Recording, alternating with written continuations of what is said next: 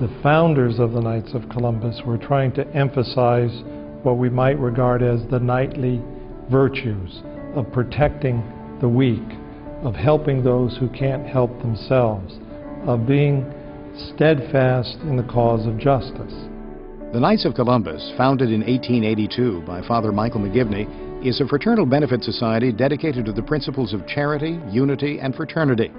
Father McGivney's vision was for a parish-based organization that would support and defend the most vulnerable in the community, widows and orphans. That vision expanded with the organization and the issues in society.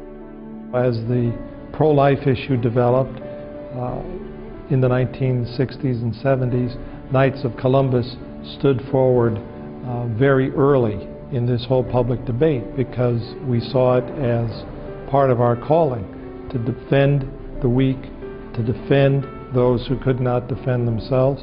And of course, as fathers, we have a special responsibility for children. The Knights of Columbus has grown from several members in one council to more than 13,000 councils and 1.75 million members throughout North and Central America, the Caribbean, the Philippines, and most recently, Eastern Europe. During the last decade, the Knights of Columbus has donated nearly $1.3 billion to charity and provided in excess of 612 million hours of volunteer service in support of charitable causes worldwide. As a Catholic priest and a bishop, I never think of the pro-life movement without thinking of the Knights of Columbus, because it's been consistently my experience that the Knights have been a faithful and strong arm of the Church in promoting the respect for human life from the moment of its inception to the moment of natural death. The pro-life movement in general has been supported by the Knights of Columbus, perhaps even before the pro-life movement was identified, by helping all these smaller initiatives stay in the game. There's no doubt there are children who have survived abortions. There are women who have been both made whole after an abortion experience or through a pregnancy care center, never went through with it in the first place, simply because the Knights of Columbus were there very, very professionally, very aggressively, very prayerfully, but very effectively helping this movement.